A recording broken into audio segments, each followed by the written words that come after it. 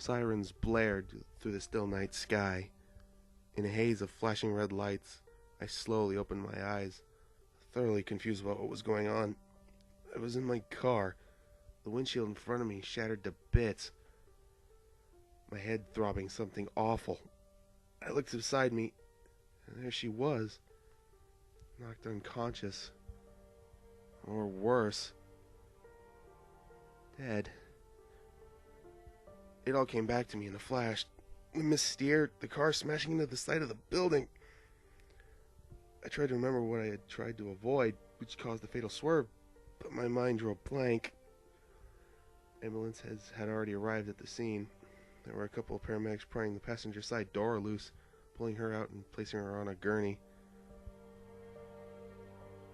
I stumbled out of the car myself, relatively uninjured by the crash, it seemed. Besides the headache, I didn't seem to have any other major injuries. Shiro was rushed to a nearby ambulance in a haze of frantic EMT activity and general medical mumbo-jumbo. Tried to overhear what her situation was, but couldn't make out any other words clearly. I realized my ears were ringing, probably part of the headache. In a confused daze, I automatically climbed into the back of the ambulance with her. Fighting every throbbing cell in my brain, I attempted to shout a few words of encouragement to her unconscious body.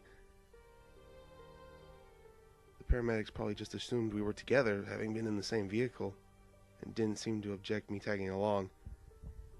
In fact, they barely seemed to care I was for the ride. Reaching the hospital set off another set of frenzied actions. Hospital staff appeared from nowhere at the ambulance door and whisked her away through the swinging metal doors before I had a chance to stumble out and onto the sidewalk. Catching up, I saw her being wheeled into the room to the left of the waiting area and rushed in after the group of nurses surrounding her stretcher.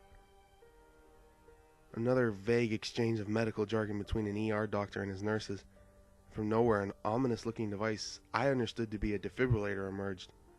The doctors moved swiftly, before they had a chance to clear the room of people, namely me, Vaseline the cold metal plates and zapped her. Nothing.